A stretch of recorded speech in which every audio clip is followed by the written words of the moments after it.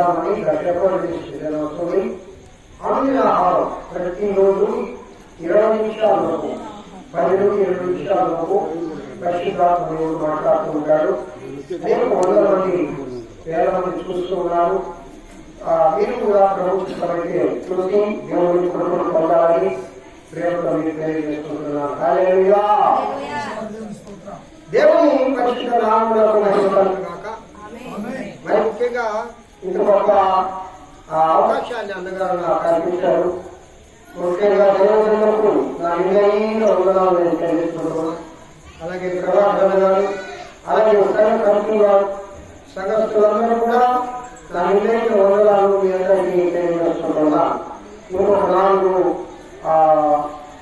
క్రిస్మస్లో దేవుడు వాడుకోబోతా ఉన్నాను 25వ కాబట్టి నా గురించి ప్రార్థన చేయండి. దేవుడు మా కుటుంబాన్ని కూడా బహు చక్కగా ఆశీర్వదించాడు. నేనైతే చాలా మా చిరకాలంలో నేను మీకు సాక్షి చెప్పాలి. నేను చాలా పేద కుటుంబంలో ఉంటానండి. మా నాన్నగారు చెప్పులు కుట్టుకొని జీవించేవారు.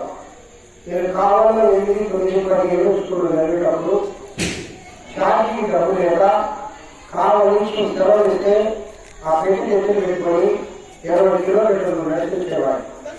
అయితే దేవుడు ఈనాడు నా కుటుంబాన్ని, నా కొడుకు సర్కారు యూనివర్సిటీ స్కాట్లాండ్లో చదివాడు. మంచి ఉద్యోగం చేస్తున్నాను. కుమార్తెలు చక్కగా ఉద్యోగాలు చేస్తున్నాను. మా భార్య చక్కగా ఇంత సుమారు చెప్పాడు కదా, ఆయనతో కలిసి చాలా చక్కగా స్వార్థ గాయకురాలుగా మంచి స్వరం నిర్మించాడు. పాట పాడుతుంది. కానీ ఆమె ఉద్యోగ రీత్యా ఇంకా రిటైర్డ్ కాలేదు. అడ్మినిస్ట్రేటివ్గా స్టూడెంట్ లైఫ్లో పనిచేస్తా ఉంది. ఫిబ్రవరిలో రిటైర్ అయ్యింది. నేను ఎందుకు నా పార్టీ చెప్పానంటే ఇంతగా హెచ్చరించడానికి నేను ఏ పార్టీ వాళ్ళు అని రాజుగా ఎక్కడో బయటపో నుండి నా మేనే ఏదైనా నన్ను పైకి లేవనెత్తడానికి ఒకే ఒక కారణం అది, ఒకే ఒక కారణం. తెలుగు ఆర్టిస్టాలయం అక్కరాలు వారి కనుక బోడూరు మండలంలోనే బోడూరు పంచాయతీలో మా కుగ్రామం. ఆ గ్రామంలో చిన్ననాటి నుండి ఇక్కడ సండే స్కూల్ విధానం చూస్తా ఉంటే నాకు నా చిన్నతనం జ్ఞాపకం వచ్చింది. చిన్ననాటి నుండి ఆ గ్రామంలో దేవుని సేవ అంటే ఎంతో ఆసక్తి. ఆ దేవదేవుడిలో నేను కొనసాగుతూ ఉండబట్టి, ఆయన యందు భయభక్తులు కలిగి ఉండబట్టి నా కుటుంబాన్ని దేవుడు అట్టడుగు స్థాయి నుండి ఏమీ లేని తినడానికి కూడా చాలా కష్టమైన పరిస్థితులు. ఆ దినాల్లో 1957లో నేను పుట్టాను. 69 సంవత్సరాలు నాకు. అయితే అప్పటి నుండి నా ప్రభు బహుగా నా కుటుంబాన్ని, నన్ను హెచ్చించడానికి ఒకే ఒక కారణం, ఆయన యందు భయభక్తులు కలిగి జీవించడం. హల్లెలూయా చెబుదామా? హల్లెలూయా. ఈ దినము కొన్ని వందల మందికి ఆహారం పెట్టేవాడుగా, కొన్ని వందల మందికి ఆత్మీయ ఆహారాన్ని అందించేవాడుగా ఒక ఉన్నతమైన స్థానంలో నా కుటుంబాన్ని దేవుడు నిలిపాడు. అంటే ఎందుకు నేను 3 సార్లు చెప్తున్నానంటే, ఎందుకు నేను దీన్ని నొక్కి చెప్తున్నానంటే, పిల్లరా ఆశీర్వదించబడాలి అని మన కుటుంబం ఉంటే, ఆశీర్వాదాలు నీ బిడ్డలకు నీకు రావాలంటే దేవుని యందు భయభక్తులు కలిగి ఉండాలి. హల్లెలూయా. ఈ తెలుగు బాప్టిస్ట్ ఆలయాల్లో నిజంగా చాలా గొప్ప పండితులు ఉంటారు. ఏమండి, దేవుని వాక్యము బాప్టిస్ట్ ఆలయాల్లో దైవజనులకు, విశ్వాసులకు తెలిసినట్లుగా ఇంకెవరికి తెలియదని నేను గర్వంగా చెప్తాను. ఆమె చెప్పండి ఒకసారి. అల్లే చెప్పండి. కారణం ఏంటంటే ఫుల్లీ ట్రైన్డ్ థియాలజీని బాగా వంట పట్టించుకున్న వాళ్ళు దైవజనులు మన సంఘాల్లో. నేను కూడా బీటీహెచ్ చేశానండి, అలాగే బీడీ చేశాను. అలాగే డాక్టర్ అనే ఒక బిరుదులు కూడా ఇచ్చారు, రెవరెండ్ అని. అవన్నీ నేను చెప్పుకోవడానికి నేను సిద్ధంగా లేదు, కానీ ఎంఏ మామూలుగా ఎంఏ బీఈడీ చేశాను. అయితే లోక సంబంధమైన జ్ఞానం కాదు, కానీ ఆ పరిశుద్ధాత్ముని దగ్గర మొకాటి ప్రార్థన చేసి చిన్ననాటి నుండి యవన ప్రాయం నుండే నాకు 22వ సంవత్సరం నుండి ఈ దేవుని వాక్యం చెప్పడానికి ఆ దేవదేవుడు కృప అనుగ్రహించాడు. హల్లెలూయా చెప్పండి ఒకసారి. నేను డిగ్రీ ఫస్ట్ ఇయర్ చదివేటప్పుడు సాల్మాన్ రాజు గారని మా పెద్ద చర్చి అన్నగారి చర్చిలో దైవజనులు పనిచేసేవారు. ఆయన నాకు దేవదానం అని పేరు పెట్టారు, బాప్తిస్తం ఇచ్చాడు నేను ఇంటర్మీడియట్ చదివేటప్పుడు. మా యొక్క సంఘము ఈ తెలుగు బాప్టిస్ట్ అన్నగారి సంఘానికి అనుబంధ సంఘం. అంటే పురుషోత్తమయ్య గారని వాళ్ళు కట్టించారు మా సంఘాన్ని అక్కరాజోడ కన్నికలో. అప్పుడు ఆయన నాకు దేవదానం అని పేరు పెట్టాడు. పిల్లల 12 మంది మేము ఉన్నాం యువకులు మా దినంలో. ఈ 12 మందిని దేవుడు ఈ దినం ఒక ఉన్నతమైన స్థానంలో ఉంచాడు. ఈ 12 కుటుంబాలు కూడా చాలా పేద కుటుంబాలు. కారణం ఏంటనగా మేము ఇంటర్మీడియట్ స్థాయి నుండే దైవ సేవకులతో తిరగడం, దేవుని స్వార్థ చేయడం, రాత్రి 12 గంటకి ఇంటికి రావడం, మరలా ఉదయాన్నే మాకు బొకోరా ఎక్స్ప్రెస్ ఉంది అన్నగారికి తెలుసు, అది 5 గంటలకు ఆ దినాల్లో మళ్ళా వెళ్ళడం, మధ్యాహ్నం పూరికి 2:30కి ఇంటికి రావడం, సద్యాన్నం తింటామో లేదో తెలీదు, మధ్యాహ్నం వస్తే ఏదో అంత అన్నం ఉంటే తినేవాళ్ళం. ప్రియా దేవుని బిడ్డారా, మా యొక్క ఆత్మీయ తండ్రి ఫిలిప్ పాస్టర్ గారుతో కలిసి మేము దేవుని సేవలో ఈ విధంగా అభివృద్ధి చెంది దైవ స్వార్థ చెప్పడానికి ఆ పరలోక జ్ఞానాన్ని జ్ఞానంలో మమ్మల్ని నడిపించిన ఆత్మీయ తండ్రి గారు ఫిలదెల్ఫియా చర్చి బిట్రగుంటలో ఉంది ఫిలిప్పయ్య గారు. నేను చాలా గర్వంగా చెప్తాను, ఎందుకంటే యువకులుగా మమ్మల్ని నడిపించాడు. 12 మందిని ఈ దినం ఒక గొప్ప ఉన్నత స్థానంలోనూ మరియు దేవుని సేవలోను ప్రభు కృపను బట్టి నా యొక్క ఉద్యోగ పర్వంలో 35 సంవత్సరాలు నేను పనిచేశాను. టీచర్ గారు, హెడ్ మాస్టర్ గారు. 4 సంఘాలు ఓనుగా ఏ ప్రాంతాలైతే నేను పనిచేశానో అక్కడ 4 సంఘాలు కట్టి అక్కడ దైవజనులకు అప్పగించి ఇప్పుడు ఓను సంఘం, మా సంఘం బిట్రగుంటలో చంద్రలక్ష్మపురంలో దానికి నేను కాపరిగా పనిచేస్తున్నాను. నేను ఒకటే గర్వపడతాను ప్రియులారా. నేను ఎందుకు గర్వపడతానంటే నా యేసుని బట్టి గర్వపడతాను, నా ప్రభువుని బట్టి గర్వపడతాను, నా దేవుని బట్టి గర్వపడతాను, నా ప్రాణ ప్రియుని బట్టి గర్వపడతాను. ఎందుకనగా ఆయన యొక్క శుభవర్తమానము చెప్పడానికి నా ప్రియుడైన యేసయ్య ఇంత గొప్ప భాగ్యాన్ని ఇచ్చాడు. ఇంతకంటే ఈ లోకంలో ఏ భాగ్యం అవసరం లేదు. హల్లెలూయా చెప్పండి, చప్పట్లు కొడుతూ దేవుని నామములో హల్లెలూయా. ప్రియులారా, క్రిస్మస్ ఈ ఒక 2 మాటలు ఇంట్రడక్షన్ చెప్పి వాక్యంలోకి వెళ్ళిపోతాను. క్రిస్మస్ అనే మాటకు అర్థం మనందరికీ తెలుసు. ఏం తల్లి, క్రిస్మస్ అనే మాటకు అర్థం చెప్తారా? వెరీ గుడ్, క్రీస్తుని ఆరాధించడం. ఈ క్రిస్మస్ అనే పదం ఎట్లా ఏర్పడిందంటే 2 భాషల సమ్మేళనం. క్రిస్టో అనే గ్రీకు భాష, మాస్ అనే లాటిన్ భాష. క్రిస్టో అంటే క్రీస్తు, మాస్ అంటే ఆరాధించడం, పూజించడం. లోక సంబంధమైన మాస్ అనుకోకాకుండా పాపం యువకులు ఉంటే ఆ మాస్ కాటికి వెళ్ళిపోతారేమో. మాస్ అనే పదం నిజంగా వాళ్ళకి తెలియక పేర్లు పెట్టుకుంటారు, కానీ మాస్ అనగా పూజించడం. లాటిన్ అంట కేవలం ఈ మాస్ అనే పదాన్ని కేవలము దేవుని ఆరాధించడానికి మాత్రమే ఉపయోగిస్తారట. మరి దేనికి కూడా ఉపయోగించరు. మాస్ అనగా పూజించడం, ఆరాధించడం. కాబట్టి క్రిస్మస్ అంటే దేవుని ఆరాధించడం. చెప్పండి అందరు నోరు తెలిసి. నాకు వినపడలా, నేను చెవిటోడిని. ఇంకొంచెం పెద్దగా ఎనకోళ్ళు నోరు తెరడల్లా. అమ్మ అమ్మ నేను ఉపాధ్యాయుడిగా పనిచేశాను కాబట్టి ఇక్కడ కూర్చున్న వాళ్ళు వింటున్నారా లేదా, సైకాలజీ తెలుసు నాకు, లేక అన్ని అన్ని అన్ని ఎక్కడో ఆలోచిస్తూ ఉన్నారా? ఎందుకంటే ప్రియులరా, దాదాపు చాలా దూరం నుండి కారులో ఇదిగో నా సహోదరుడు ఆ బాబుని పిలుచుకొని నైనా పలానా దగ్గరికి వెళ్ళాలా దేవుని సువార్త చెప్పాలంటే ఎందుకు రావడం జరిగింది? ఈ శుభవర్తమానాన్ని తెలియజేయడానికి.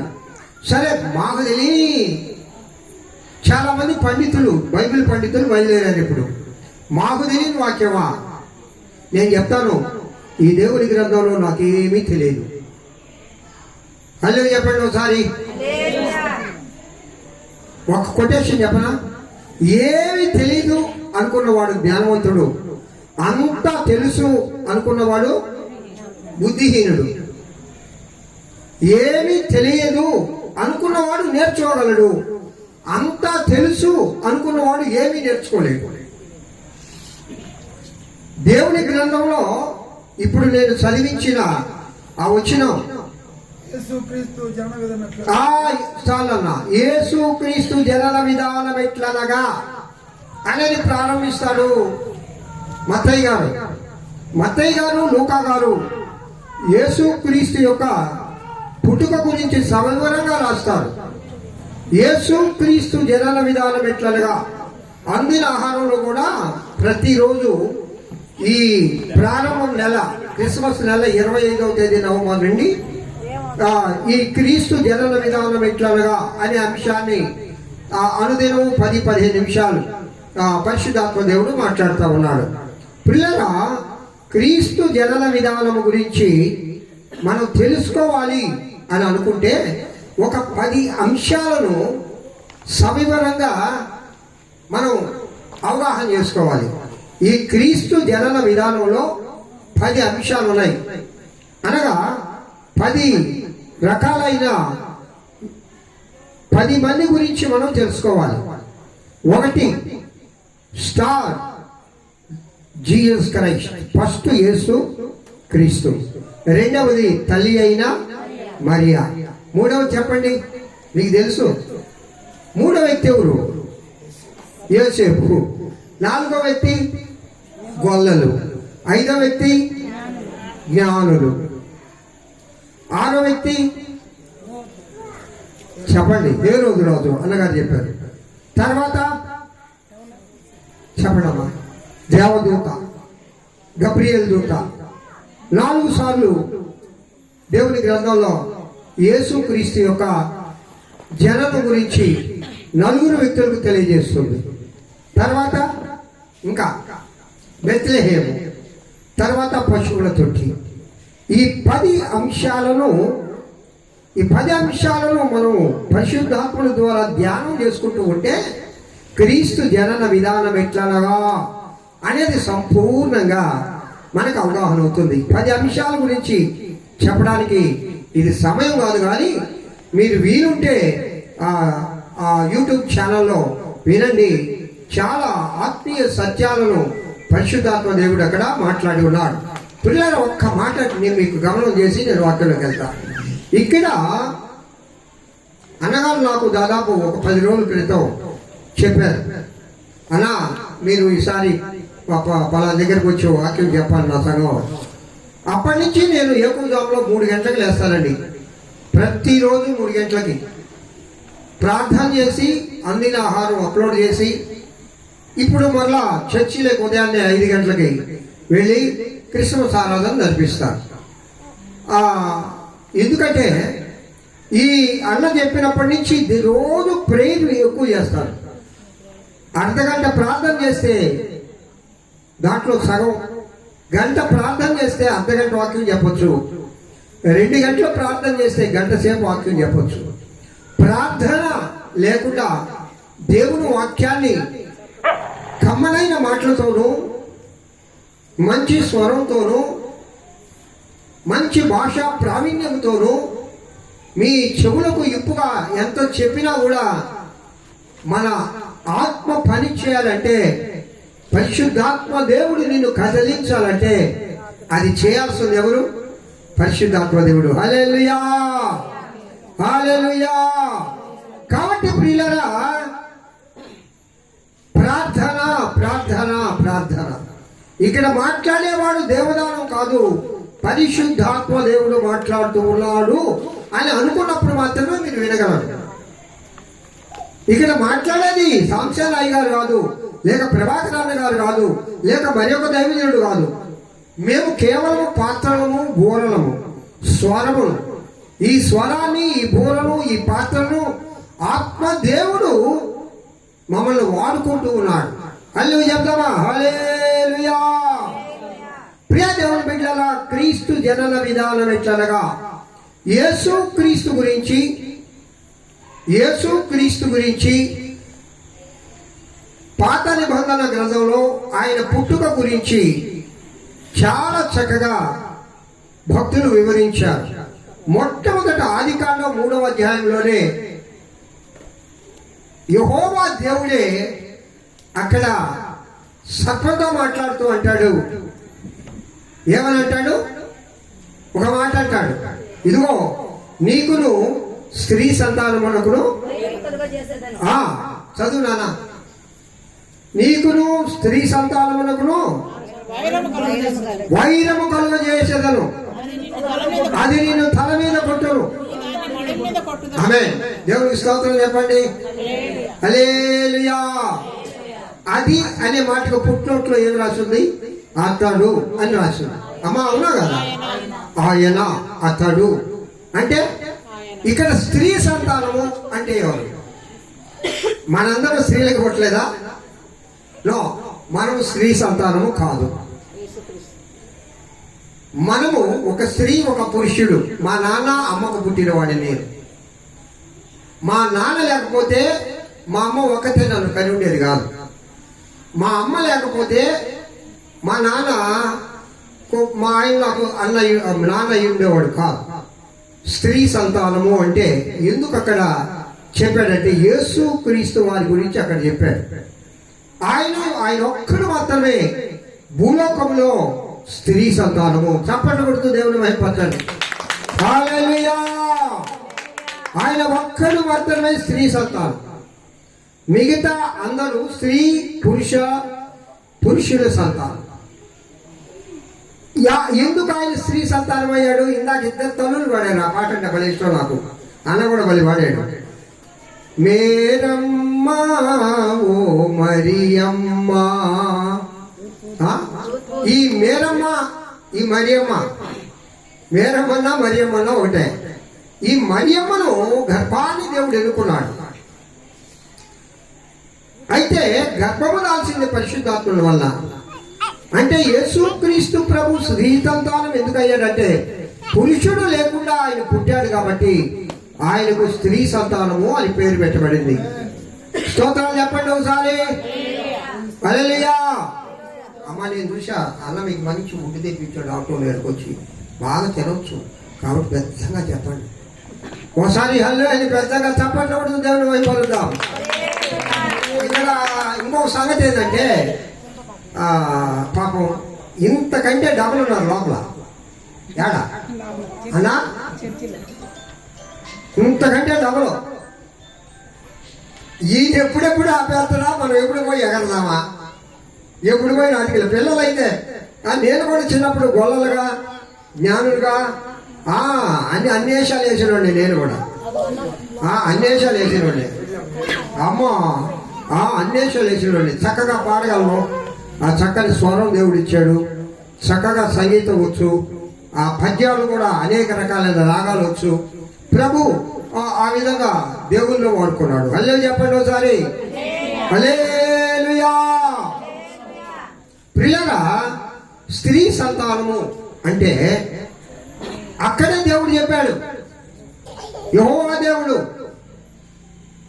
అతను నిన్ను తల మీద కొడతాడు, చెత్త కొడతాడు, ఒక వైరు కలుగు చేస్తా.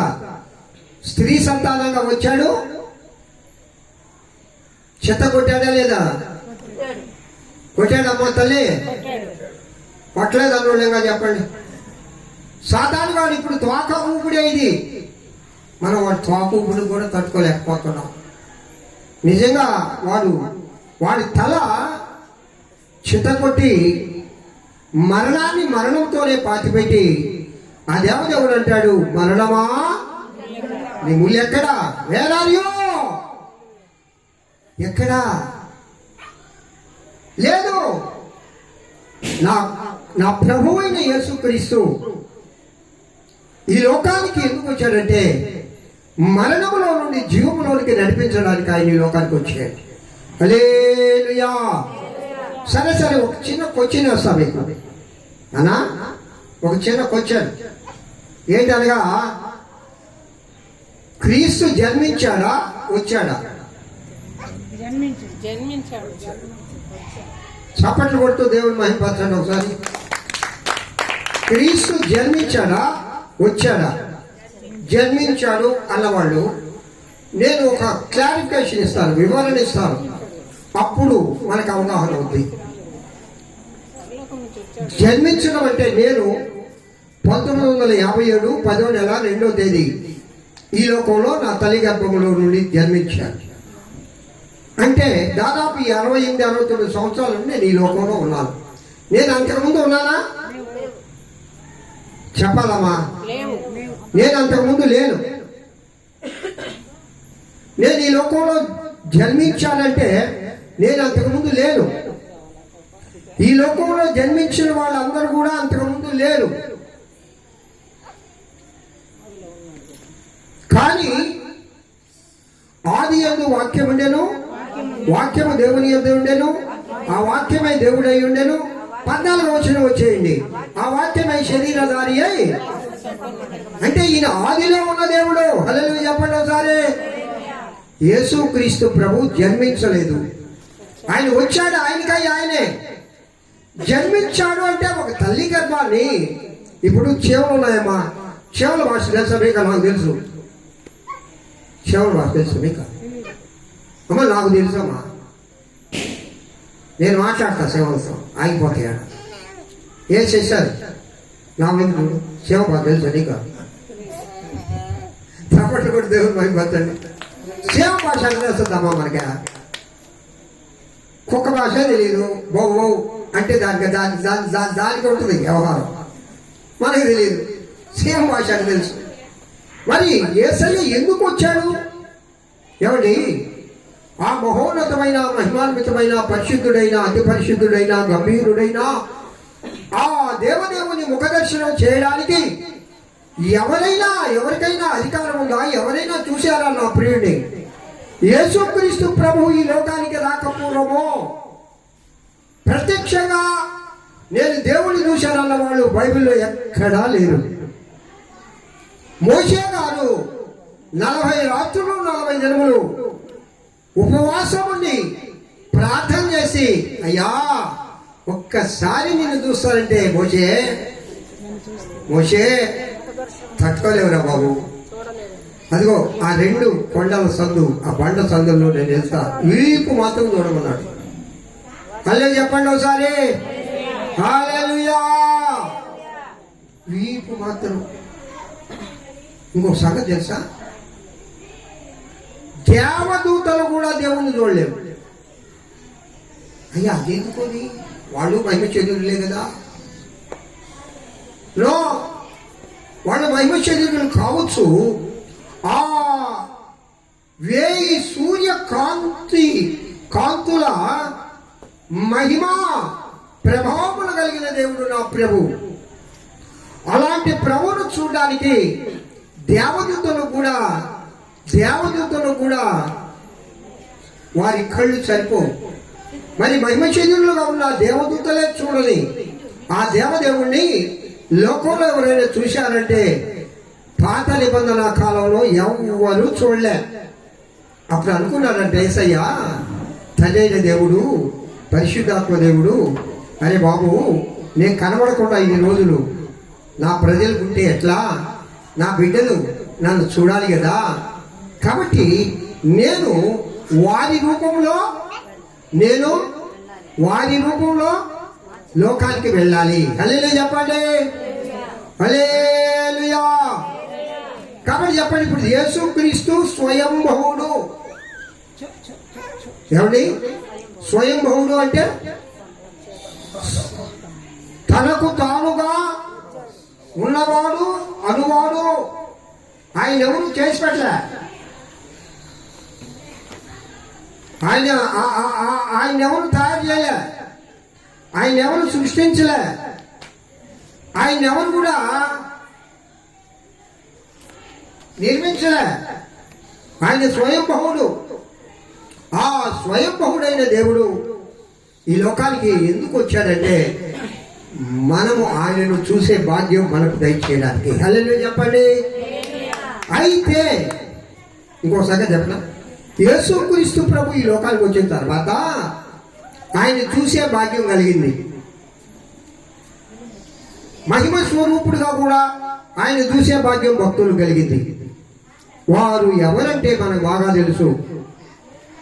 మొట్టమొదటిది పద్మసు ద్వీపంలో యోహాను గారు ప్రకటన గ్రంథంలో, అదిగో ఆకాశములకు కొనుపోబడితేని ఆ ధవళ సింహాసనం పైన ఉన్న ఆ సూర్యుల తేజోమయుడైన ఆ దేవదేవుని కనులారా చూడగా మూర్ఛిల్లెను అని రాయబడింది. హల్లెలూయా. ఆ భాగ్యాన్ని దేవుడు కలిగించాడు. అలాగే అపోస్తలుడైన పౌలు గారు, ఒక వ్యక్తి గలడు, అతను మూడో ఆకాశాలను కొనుగోబడిను అని పేరు చెప్పకుండా ఆయన దేవుని దర్శనాన్ని చూసినట్లుగా అపోస్తలుడైన పౌలు గారు చెప్తారు. కాబట్టి ప్రియులారా, యేసుక్రీస్తు ప్రభువు ఈ లోకానికి వచ్చాడు. ఆయన అనుకోని వచ్చాడు. అది ఆది కాండములోనే 3వ అధ్యాయంలోనే యెహోవా దేవుడు చెప్తాడు. ఇంకా ఈ విధముగా చెప్తా ఉంటే మనకు గాడి చేత ఒక ప్రవక్త చెప్పించుకున్నాడు ఒక మాట. బిలాం ప్రవక్త. బిలాం కూడా ప్రవచిస్తాడు.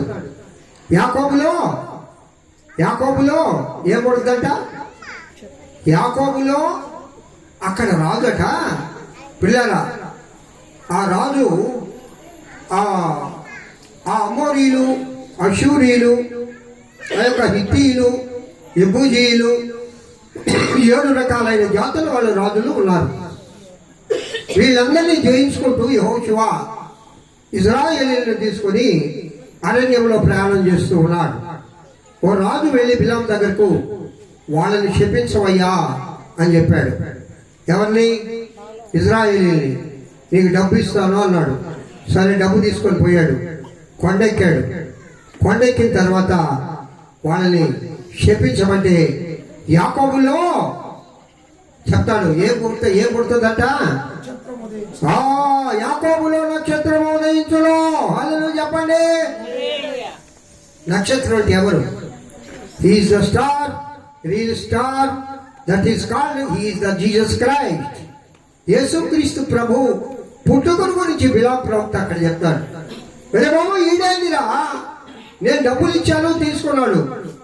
బిలాం ఈ విధంగా ఇశ్రాయేలీయులను ఆశీర్వదిస్తా ఉన్నాడు. ఒక చిన్న మాట ఇక్కడ మీకు చెప్పనా పిల్లరా, పరిశుద్ధాత్మ దేవుడు మన ఆత్మను నింపిన తర్వాత దైవ భక్తుల ద్వారా ఆత్మదేవుడు మాట్లాడతాడు. కానీ ఆ భక్తుడు, ఆ పాస్టర్ గారు స్వమాటలు మాట్లాడాలి అనుకున్నా మాట్లాడలేడు. ఇక్కడ శపించాలి అని బిలాము రాజు దగ్గర డబ్బులు తీసుకున్నాడు. అక్కడ పోయి ఆశీర్వదిస్తూ ఉన్నాడు. హల్లెలూయా. బిలాము ప్రవక్త కూడా అక్కడ యేసుక్రీస్తు పుడతాడు, యాకోబులో నక్షత్రం ఉదయించును అంటాడు. అలాగే దావీదు మహారాజు 2వ సంకీర్తనలో ఒక మాట అంటారు, కుమారుణ్ణి ముద్దు పెట్టుకునుడి లేని ఎడల. ఆ కుమారుడు యోహాను యెషయా గారు అంతకు పూర్వమే 9వ అధ్యాయం 6వ వచనంలో, మనకు శిశువు పుట్టెను, మనకు కుమారుడు అనుగ్రహించబడెను, ఆయన ఆశ్చర్యకరుడు, ఆలోచనకర్త, బలవంతుడైన దేవుడు, హల్లెలూయా అని పేరు పెడతారంట ఆయనకి.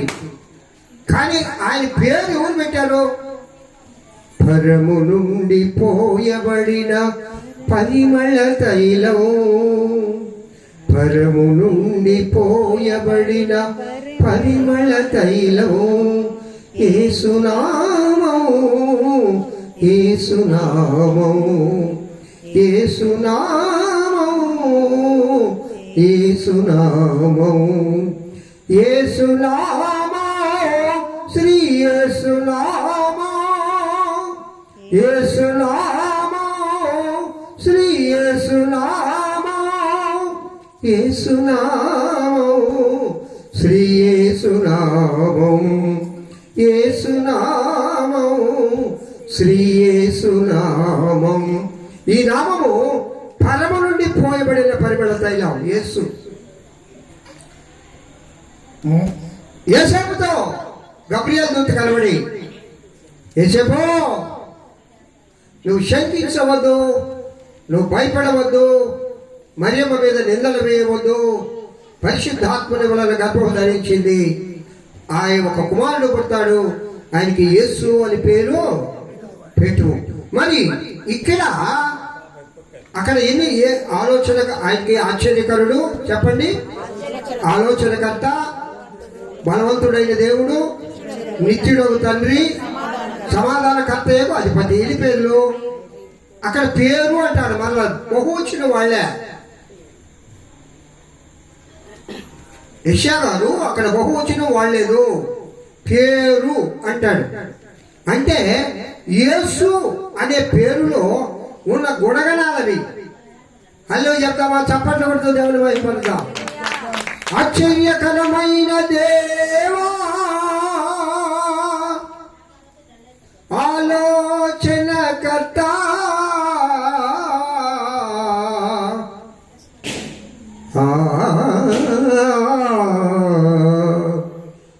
ఆశ్చర్యకరమైన దేవుడు. ఏంటంటే నా దేవుల్లో ఉన్న ఆశ్చర్యం అంటే ఈ సృష్టి ఆశ్చర్యము, మన పుట్టుకే ఆశ్చర్యము. కాబట్టి నా ప్రభు ఆశ్చర్యకరుడు. ఆయన ఎన్ని ఆశ్చర్య కార్యాలు చేశాడు. ఎవరి సందర్భ ప్రభు మాట ఏంటది. ఈరోజు తుఫాన్లు ఎందుకు ఇంత ఎక్కువ వస్తున్నాయి చెప్పండి? పూర్వకాలంలో మా నాన్న చెప్పాడు, అరే అదేదో తుఫాన్లకి 2 పేర్లు పెట్టారు. ఒకటి పెద్ద తుఫాను, రెండో చిన్న తుఫాను అని. అంతే. అప్పుడు నా చిన్నప్పుడు కూడా ఈ విధంగా తుఫాన్లు వచ్చాయి కావు, ఋతుక్రమం ప్రకారం వర్షాలు వచ్చాయి. మరి సందర్భంలో ఈ విధంగా నవంబర్ నెల వచ్చిందంటే నెల్లూరు జిల్లా వణికే వణుకు. ఇప్పుడు డిసెంబర్ నెలలో కూడా మళ్ళీ రేపు 10వ తేదీ ఇంకొక తుఫాన్ వస్తుంది. ఏం చేయాలా? క్యారల్స్ దాదాపు 10-15 రోజులు తిరిగే సంఘాలు ఉన్నాయి. ఆల్రెడీ వీళ్ళ సంఘం బిగిన్ చేసి ఉంటుంది. ఎందుకంటే అందరి ఇల్లు దర్శించాలా. చిన్న సంఘాలు అనుకోండి, మేము 2-3 రోజులు తిరుగుతాం. మరి ఎలా ఎలా ఎలా అని ఆశ్చర్యపోతూ ఉన్నారు అందరూ. కానీ పిల్లరా, సందర్భం ఎందుకు ఆ విధంగా తయారైందంటే మానవుడు చేసిన వికృత శ్రేష్టలు. ఎవరి ప్రతి అనుభవములు దాంట్లో వదులుతారు, ప్రతి విధమైన చెత్త తీసుకొని దాంట్లో వేస్తారు, భూమి వేసే పేరు పదార్థాలని దాంట్లో వేస్తారు. మరి ఆ సందర్భం ఎన్నింటినీ భరిస్తుంది. దానివల్ల అల్పపీడనముగా ఆ యొక్క సందర్భంలో అల్పపీడనం ఏర్పడి ఆ పీడనము అభివృద్ధి చెంది అదే అదే తుఫానుగా, ఉధృతమైన తుఫానుగా మారి భయంకరంగా మానవీయులకు నష్టం కలుగజేస్తా ఉన్నది. దానికి కారణం మానవీయ తెలివి మాత్రమే. అల్లో చెప్పండి. ఈరోజు సూర్యుడు ఎండలు ఇంకా రాబోయే దినాల్లో ఇంకా ఉంటాయి. ఓజోన్ పొర కరిగిపోయింది. దానికి కారణం ఏంటి? మానవుడు భూమి మీద పుట్టించే ఈ యొక్క కార్బన్ డైఆక్సైడ్, ఈ యొక్క వాతావరణం అంతా కాలుష్యం అయిపోయింది. దేవుడు మంచి గాలినిచ్చాడు, మంచి వెలుతురునిచ్చాడు, మంచి నీటినిచ్చాడు. ఇప్పుడు నీరు కాలుష్యం, గాలి కాలుష్యం, దేశమే కాలుష్యం, వాతావరణమే కాలుష్యం. కారణం ఏంటనగా మానవుడు అనుకుంటున్నాడు, నేను జ్ఞానిని, ఐఎమ్ ఏ వైస్ మ్యాన్, నేను ఎన్నేదో కనుక్కుంటున్నాను. ప్రతిదీ కనుగొనేదంతా మానవులకు మరణము దగ్గర అవ్వడానికే గాని మానవులను జీవులకు తీసుకొని పోయేవాడు మానవ జ్ఞానం పనిచేయదు, ఏ మానవుడు చేయలేడు. అందుకే పరలోకం తండ్రి నా ప్రియుడైన యేసయ్య ఈ లోకానికి ఆయన నరరూపిగా మానవీయ రూపమెత్తి ఓ మానవుడుగా నీలాగా నాలాగా తల్లి గర్భముని ఎంచుకొని పరిశుద్ధాత్ముని ద్వారా ఈ లోకానికి రావడం జరిగింది. హల్లెలూయా చెప్పండి ఒకసారి. హల్లెలూయా. ఈ విధంగా ప్రియులారా దైవిక గ్రంథంలో ఆ యొక్క యేసుక్రీస్తు ప్రభు వారి యొక్క పుట్టుక గురించి చాలా ఉన్నాయి. జకరియా గారు ప్రవచిస్తారు, మీకా గారు ప్రవచిస్తారు, జకన్యా గారు ప్రవచిస్తారు. ఈ ప్రవచన గ్రంథాలన్నిటిలో కూడా యేసుక్రీస్తు జనన విధానం గురించి, క్రీస్తు పుట్టుక గురించి మనకు రాయబడి ఉన్నాయి. అవన్నీ మీకు తెలియదు కాదు, మనం వినే సంగతులే. అయితే పిల్లరా చివరిగా నేను ముగిస్తాను. చివరిగా నా యొక్క ముగింపులో చాలా జాగ్రత్తగా పరిశుద్ధాత్మ దేవుడు మీ అందరిని అడిగే ఒక మాట ఏంటంటే, మనం క్రిస్మస్ అంటేనే గిఫ్ట్ అని అర్థం, బహుమానము అని అర్థం. తన అద్వితీయ కుమారుణ్ణి ఆ దేవదేవుడి లోకానికి బహుమానంగా ఇచ్చాడు. అయితే ఆత్మదేవుడు ఈ దినం నువ్వు ఈ క్రిస్మస్ లో 3 బహుమానాలు ఆయనకి ఇవ్వాలని ఆయన కోరుకుంటూ ఉన్నాడు. ఆల్రెడీ ఇచ్చిన వాళ్ళందరూ ఉన్నారు. ఒకవేళ ఇవ్వని వాళ్ళు ఎవరైనా ఉంటే నా దేవుడికి నేను ఇవ్వాలి అనే ఆ యొక్క భావన మేరకు, ఆత్మదేవుడి ప్రేరేపణ మేరకు నేను మీతో చెప్తూ ఉన్నాను. 3 బహుమానాలు, 3 గిఫ్ట్లు దేవుడు నిన్ను అడుగుతా ఉన్నాడు. అది ఒక్కటి నేను చాలా షార్ట్ కట్ ముగించేస్తాను. అది that is call number 1 is the your heart. నీ హృదయాన్ని దేవుడు అడుగుతూ ఉన్నాడు. హల్లెలూయా చెప్పండి. క్రిస్మస్ కూడా 3 రకాలు ఉన్నాయి. ఒకటి ఒంటి క్రిస్మస్, 2 పంటి క్రిస్మస్, 3 ఇంటి క్రిస్మస్. నేను వివరించలేదు అనుకుంటా వాటి గురించి. అయ్యగారు వాళ్ళు చాలా బాగా చెప్పేసుకుంటారు. ఒకటి ఒంటి క్రిస్మస్, 2 పంటి క్రిస్మస్, 3 ఇంటి క్రిస్మస్. ఒంటికి బట్టలు, పంటికి పట్టబట్ట, పిండి వంటలు, ఇంకా అన్ని మటన్, చికెన్, ఇంకా అన్ని. అలాగే ఇంటి క్రిస్మస్ అంటే ఇంటికి సున్నాలు కొట్టుకోవడం, అదే క్రిస్మస్ పండగ. కిస్మిస్ అంటారు చాలా మంది. ఒరే కిస్మిస్ కాదు నాయన, క్రిస్మస్. లేకపోతే నా యేసుక్రీస్తు ప్రభువుని ఆరాధించుడా అని చెప్పండి. హల్లెలూయా. అయితే దేవుడు ఇక్కడ 3 గిఫ్ట్లు నేను అడుగుతూ ఉన్నాడు. ఒకటి ఆయన నీ హృదయాన్ని అడుగుతూ ఉన్నాడు. ప్రియులారా, యేసుక్రీస్తు ప్రభువు నీ హృదయంలో జన్మించకుండా that is not a Christmas, that is not a Christmas festival. ఒక పండుగ ఈ దినాలే కాదు, ప్రభువు నా హృదయంలో జన్మించినట్టుండి నాకు రోజు పండుగే, నాకు రోజు ఆనందమే, నాకు రోజు సమాధానమే, నాకు రోజు సంతోషమే, నాకు రోజు హల్లెలూయా గీతమే. ఎల్ల వేళలా నా దేవుని యందు, నా పరిశుద్ధాత్మలో నేను ఆనందిస్తూ ఉంటాను. దానికి కారణము నా ప్రియుడైన యేసయ్య నా హృదయేశ్వరుడై నా హృదయ సింహాసనము మీద ఆయనకు ఓ సింహాసనం వేసి ఆయన నేను ఆహ్వానించి నా హృదయేశ్వరుడుగా నా ప్రియుని చేర్చుకున్నాను. కాబట్టి నాకు ఎప్పుడూ క్రిస్మసే. హల్లెలూయా చెప్పండి, తప్పండి కొడుతూ. ఈ రాత్రికాల సమయంలో ఆ దేవదేవుడు నీ హృదయాన్ని దేవుడికి ఇవ్వాలి. నేను ఎప్పుడో చేశానయ్య అంటాను. ఉచితే అబద్ధాలు చెప్పడంలో మనల్ని మించిన వాళ్ళు లేరు. కోపం వచ్చింది నా మీద మీకు. మీరు ఏమైనా అనుకోండి, మీరు కోపడడం నాకు ఇబ్బందిలే, చీటినా ఇబ్బందిలే, కొట్టినా ఇబ్బందిలే. అబద్ధాలు చెప్పడంలో మనం చాలా మేటి. అదేంటయ్యా చెప్తావా అని మీరు అడగచ్చు. యేసుక్రీస్తు ప్రభుకు నీ హృదయం ఇస్తే, అమ్మా హృదయానికి ఎన్ని గదులు ఉంటాయి? గుండెకు 4 గదులు ఉంటాయి. అనగాకుండా 4 గదులు. నేనంటాను ఒక గది అమ్మా, ఒక గది ఏసైకి, ఒక గది నా భార్యకి, ఒక గది పిల్లకాయలు కాదన్నారు, పిల్లకాయలు ఇస్తే మంచిది. ఒక గది ఇంకొక దానికి, ఇంకొక గది ఇంకొక దానికి. ఆదివారం వచ్చితే ఈ గది ఓపెన్ చేస్తా, ఇంటికి పోతే నా భార్య గది ఓపెన్ చేస్తా, బయటికి పోతే 2 గదులు ఉంటాయి, ఆ 2 పనులు చేస్తా. ఆయన 4 గదులు 4 ఉపయోగించే వాళ్ళు మనలోనే ఉన్నారు. అంటే లోకస్తుల గురించి మనం మాట్లాడకూడదు. వాళ్ళు అసలు యేసయ్యను ఆహ్వానించలేదు కదా. ఒక గది అయితే సరిపోదా దేవుడిగా? ఎందుకు 4 గదులు? అయితే సంపూర్ణత్వం లేదు. సంపూర్ణంగా ప్రభువును నీవు ఆ ప్రభువును నీ హృదయేశ్వరుడుగా ఆయనను ఆహ్వానించి ఆయనను కూర్చోబెట్టుకుంటే ఈ లోకంలో మిగతా గదులు, మిగతా వ్యవహారాలు, మిగతా ఆలోచనలు, శరీర కార్యాలు ఏవి కూడా స్పష్టంగా నీలో కనబడవు. శరీర కార్యములు గల అపోస్తలుడైన పౌలు గారు గలతీ సంఘానికి లేఖ రాస్తూ అక్కడ శరీర కార్యాల గురించి, ఆత్మఫలాల గురించి ఆయన చాలా చక్కగా వివరిస్తారు. ప్రియులారా, ఈ శరీర కార్యాలు నేను చేయడం లేదు అన్నవాళ్ళు అల్లే చెప్పండి. ఎప్పుడు కోపడవుతాలే నువ్వా? కోపడవు. నువ్వు నాకు ఒక మాట చెప్పాలా? కోపడతానయ్యా పాపం నేను అని చెప్పాలా? అల్లే చెప్పవు సారి.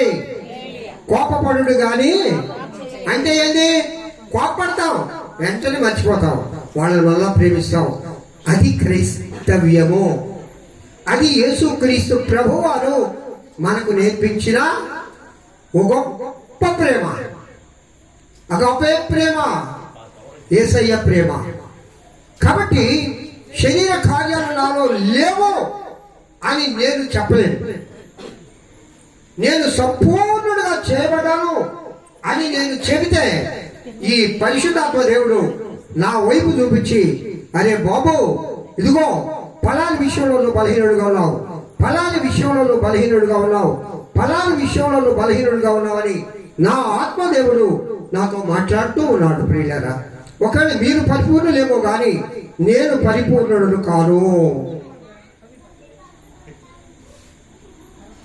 నా ప్రభువు వచ్చే వరకు నన్ను నేను ప్రతిదినము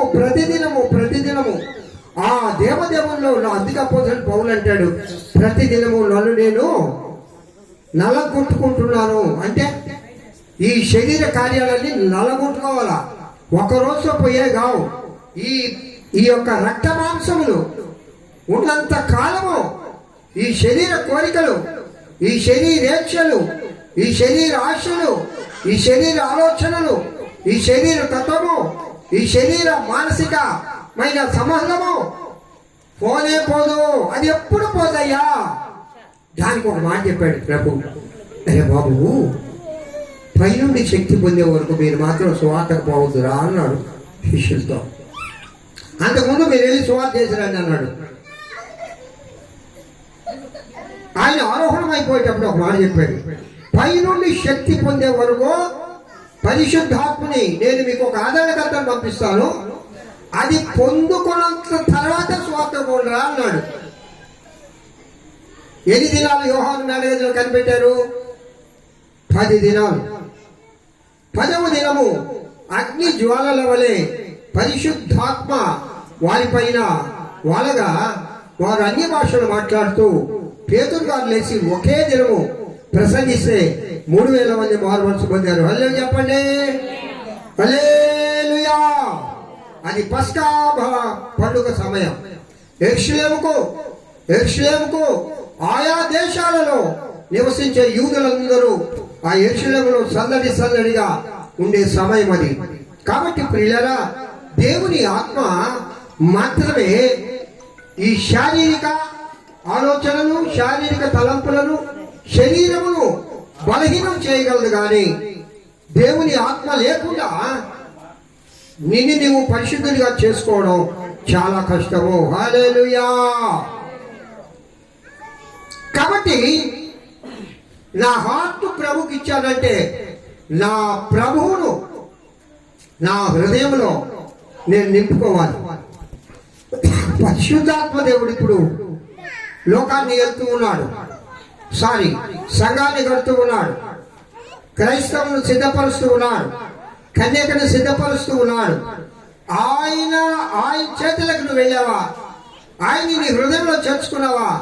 ఆ పరిశుద్ధాత్మని నింపుదల నీలో ఉందా? పరిశుద్ధాత్మని ద్వారా నువ్వు నడిపింపబడుతూ ఉన్నావా? అప్పుడు ఆ దేవుడికి నీ హృదయం ఇచ్చినట్లే. దట్ ఈజ్ మొదటి గిఫ్ట్. రెండవ గిఫ్ట్ ఏంటనగా, దేవునికి స్తోత్రం, ఇంకొక 5 నిమిషాల్లో నేను ముగిస్తాను ప్రియులారా. రెండవ గిఫ్ట్, ఇప్పుడు మీరు క్రైస్తవులు అయ్యి, కొందరైతే పుట్టుకతోనే క్రైస్తవులు, కొందరు పెళ్లికి బాప్తిసం తీసుకొని ఉంటారు, మరి కొంతమంది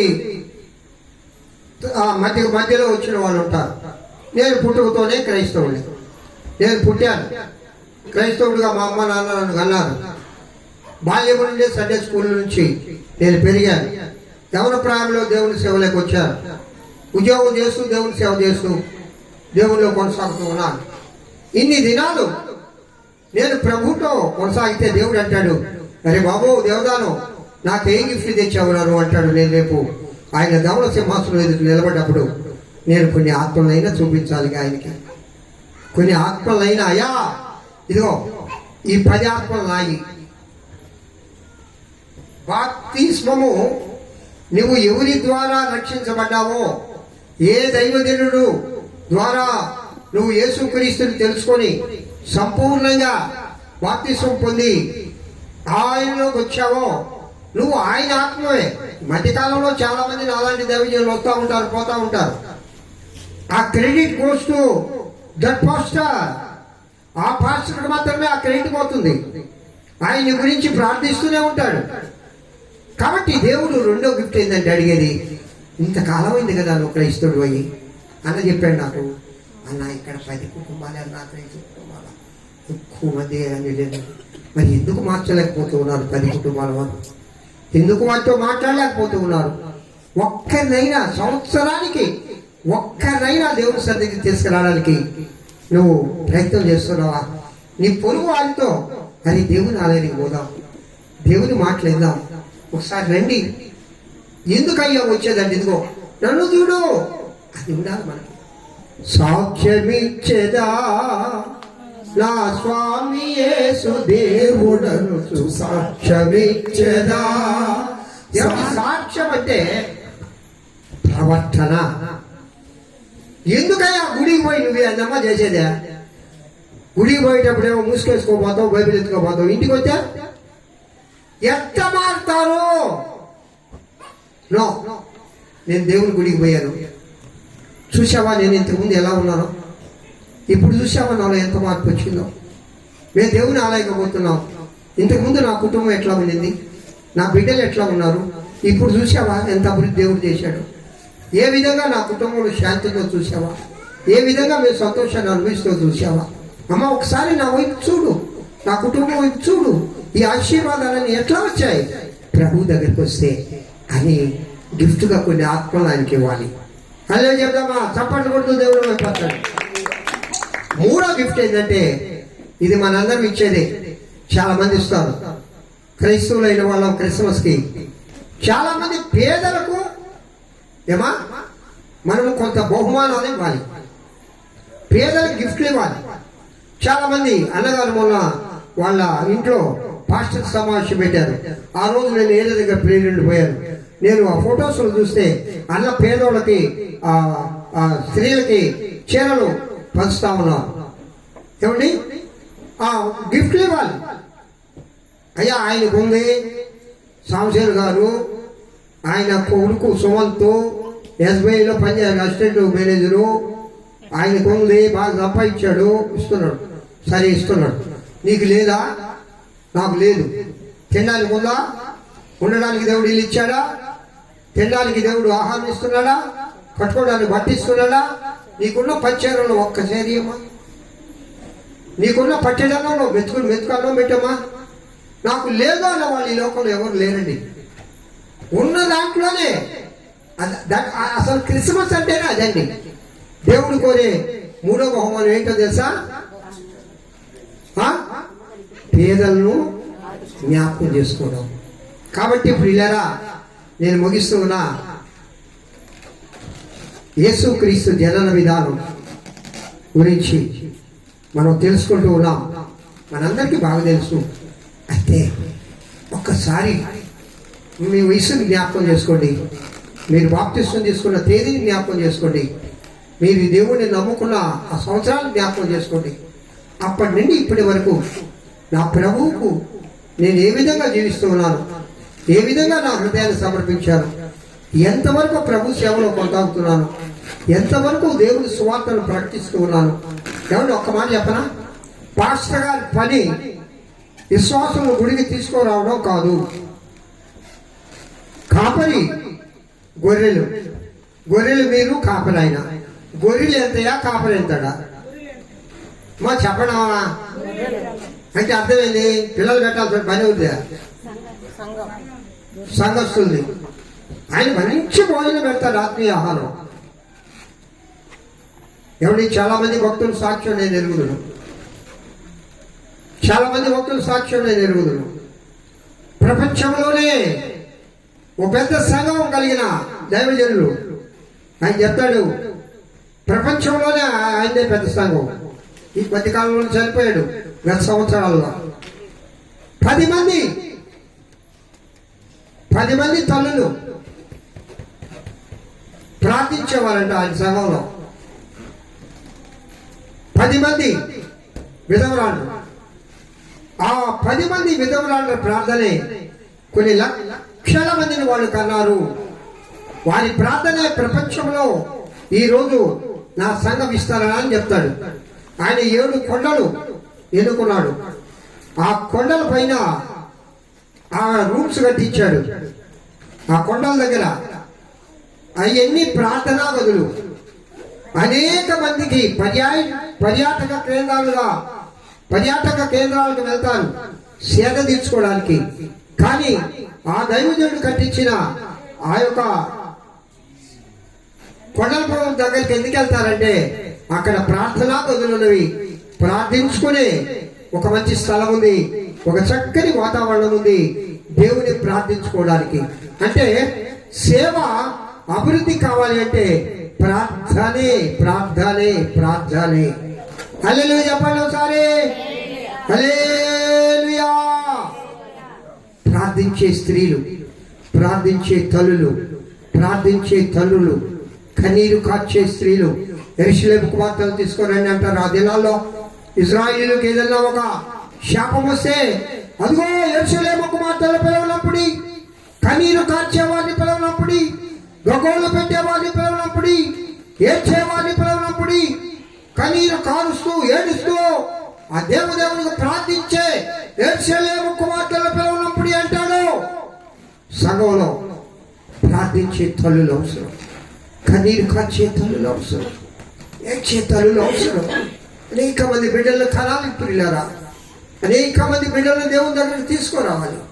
అలాంటి కృప రాబో నూతన సంవత్సరంలో ఈ సంఘానికి దేవుడు దయచేయాలని ప్రార్థన. అల్లో చెప్పండి. అలాంటి తల్లులు ఈ సంఘంలో ఉన్నారు. అలాంటి తల్లులను ఆ ఆత్మదేవుడు ఆ యొక్క ప్రార్థనాత్మతో నింపులుగాక. ఈ విధముగా ఈ సంఘాన్ని, దైవజనులను, సంఘ పెద్దలను ఆ దేవుడు ఆశీర్వదించునుగాక. ఆమేన్. Thank you. దేవుడి వాక్యం దీవించి ఆశీర్వదించుగాక. Praise the lord. అద్భుతమైన చక్కని వర్తమానం దైవజనుడు దేవుడానికి ప్రత్యేక వందనాలు. ప్రభుకి క్రిస్మస్ సందర్భంగా మన హృదయాలను ప్రభుకు సమర్పించుకొని యేసు క్రీస్తు ప్రభు వారు